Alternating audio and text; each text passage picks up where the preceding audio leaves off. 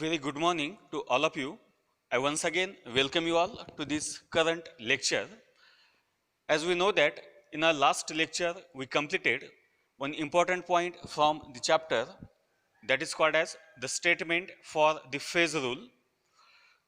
Now according to the statement for that phase rule, we get an idea regarding to know about the how many phases are present in a given system, what is the component of a system, and what are the different type of the variables, or in a short we can say that what is the degrees of freedom for a particular system in a equilibrium. So that all information we get from the phase rule. Now after studying this particular statement of the phase rule, now in the current lecture we are going to take the new point from the chapter that is called as the phase diagram. Now, as far as this phase diagram is considered, it is a very important point as far as the phase rule is considered.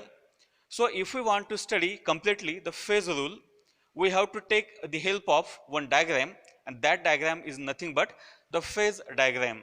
This phase diagram is a very important part from the chapter, because with the help of these particular diagrams we can study the different type of the systems. We can study them completely by considering the different aspects. So this diagram is a very important part as far as this phase rule chapter is considered. So first of all, we are interested to know what is in by this phase diagram. So this phase diagram is nothing but a diagram which depicts, or the diagram which gives us an information regarding. So this diagram is nothing but a diagram which gives us an information regarding the different conditions of equilibrium between the various phases of a substance. Then that particular diagram is called as the phase diagram, or that diagram may be called as the equilibrium diagram. That diagram may be called as the equilibrium diagram. So this phase diagram has the parallel name. That phase diagram may be called as the equilibrium diagram. So we can say that the phase diagram or equilibrium diagram is defined as a diagram which depicts the conditions of equilibrium. It gives us the conditions of equilibrium between the various phases of a substance. Then that diagram is a phase diagram, or it is called as the equilibrium diagram. Now to study completely this phase diagram, let us consider one simple figure here. That figure is nothing but a variation of vapor pressure of a liquid with temperature. So this particular diagram is nothing but a phase diagram for a given liquid. So if we want to study the two properties of this particular liquid, that is, we have to study its vapor pressure. How this vapor pressure of a liquid get vary with respect to change in a particular temperature. So that we have to study, and for this purpose we take the help of this diagram, and that's why this diagram is called as the phase diagram or equilibrium diagram for a given liquid. Now as far as this diagram is considered, this diagram while plotting this particular diagram, we have to take into consideration two parameters of a liquid. One parameter is called as its pressure. So we have to take into consideration this pressure in the unit of mm of Hg, and the second parameter of a liquid, that is called as its temperature, and that temperature we have to take in a unit of Kelvin. So if we consider these two properties of a liquid, then we get one nature in a given figure, that is this type of curve is obtained. This type of curve is obtained, that is called as the AB curve. So this AB curve is obtained whenever we plot this type of the figure between the pressure of a liquid to that of the variation of a temperature.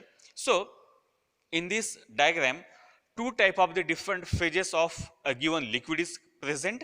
If we consider this figure, one part is there above this curve AB. Above this curve AB, one phase of a this substance is present, and that is called as the liquid phase. So liquid phase is present, while in the downward part of this curve AB, one phase of a substance is present, that is called as the vapor phase. So we can say here, for the given liquid, we consider here two different phases of a liquid. One is a given liquid phase and second is called as its vapor phase.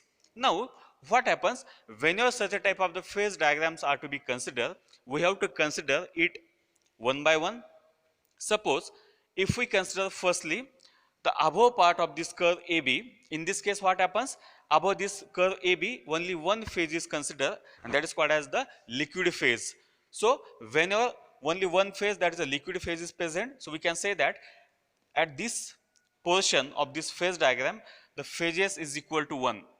The phases is equal to 1 because only liquid phase is present.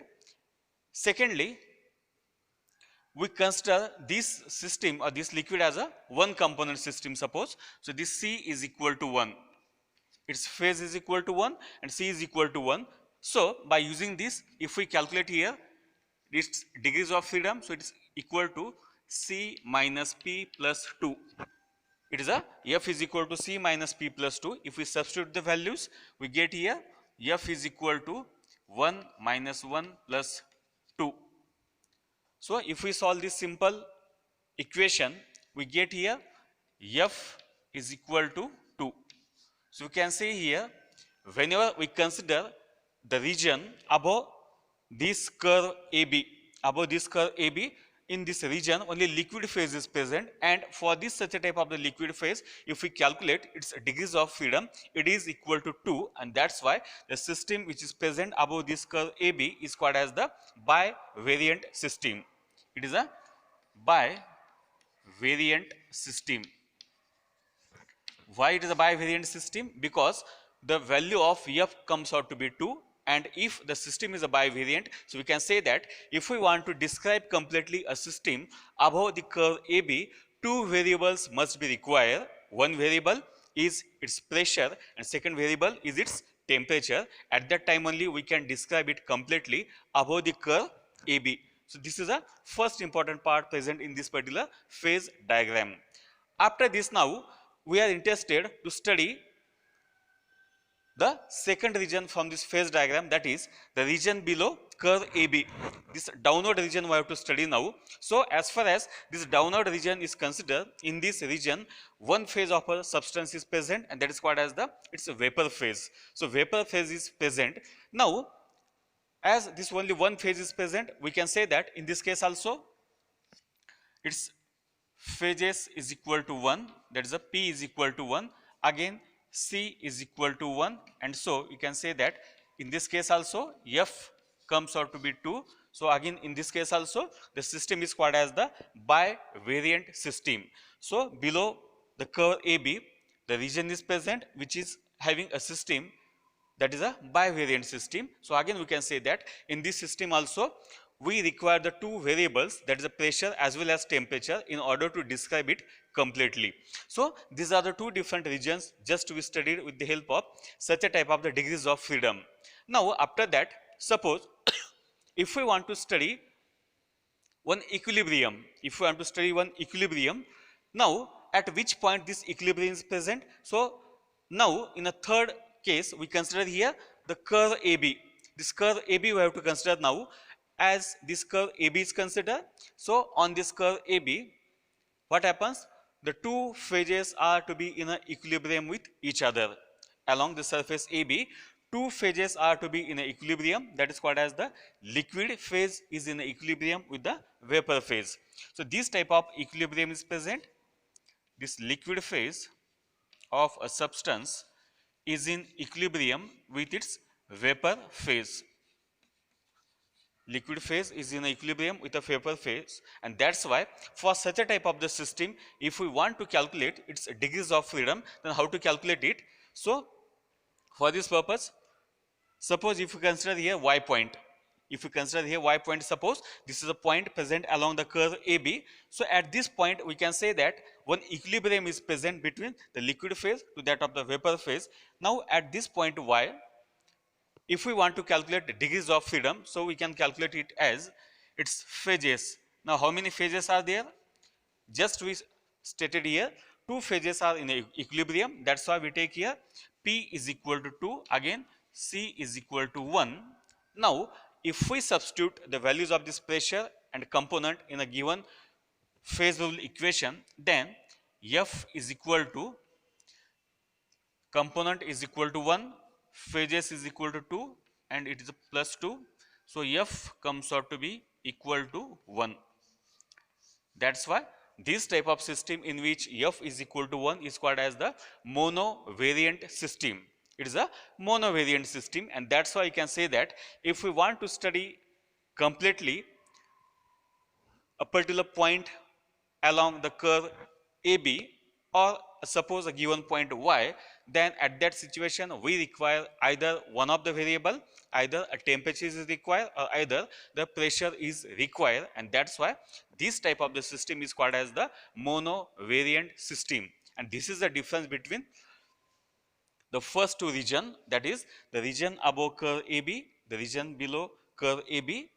Both are called as a bivariant, but the point which is taken along the curve AB is called as the monovariant system, and under this situation we require only one of the variable, either temperature or either pressure.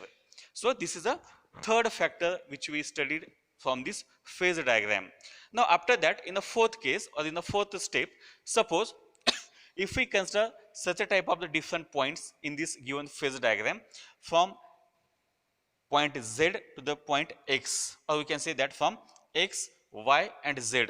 So if we consider these particular 3 points, we get some information from these 3 different points. Suppose we divide this line into the 2 parts. Suppose if we go first from Y to Z, if we go first from point Y to the point Z, then it gives us some information. So what happens? At the point Y, at this point Y, two phases are in a equilibrium. One phase is a liquid phase and second is called as a vapor phase.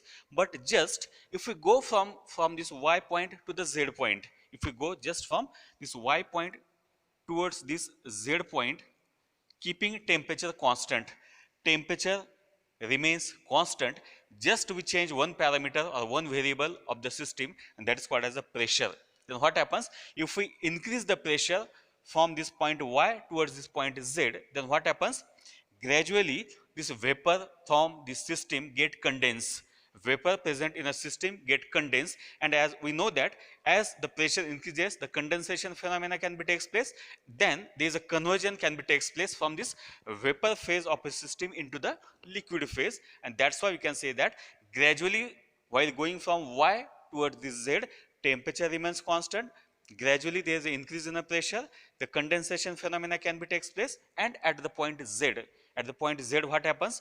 Total vapors get condensed and we get only one of the phase of a system, and that is called as the liquid phase. So this is the conversion of equilibrium between this liquid to that of the vapor into one of the phase, and this information we will get from this type of the phase diagram, that is from point Y towards this point Z.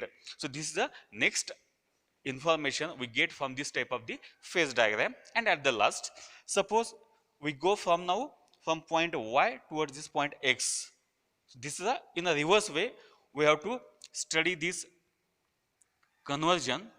Suppose now if we go from point Y to the point X, as we already know that at this Y a equilibrium is present. Now what happens? Again we have to maintain a constant temperature. Again temperature is a constant. So again while going from this point Y toward this point X, what happens? Just we have to decrease the pressure. Just we have to decrease the pressure, and as you know that if we decrease the pressure, then what happens? This temperature is constant here. So again what happens? This Y get converted into the point this X, and at this point X only vapor state of a particular system is considered, and that's why this is the another type of the conversion by keeping temperature constant by varying such a type of the pressure. So we can say that by considering this type of the different curves, different points, we describe system completely, and this is the application of the particular phase diagram. So in a short we can say that this phase diagram is nothing but a diagram which gives us a very suitable tool for considering the complete description of a system. So in this current lecture, we started one important point that is called as a phase diagram. Then what is by phase diagram? So phase diagram is nothing but a diagram which depicts the conditions of equilibrium. It depicts the conditions of equilibrium between the different phases of a system or of a substance. Then it is called as a phase diagram, or it may be called as the equilibrium diagram. To study this phase diagram, we take the help of this given diagram, that is nothing but the variation of vapor pressure of a liquid with respect to the temperature. For this purpose, we consider this figure. In this figure, we obtain one curve that is called as a curve AB. This curve AB, as far as this AB curve is considered, it has a different type of the regions. One region is there above the curve AB, second region is below the curve AB. So both these regions is considered.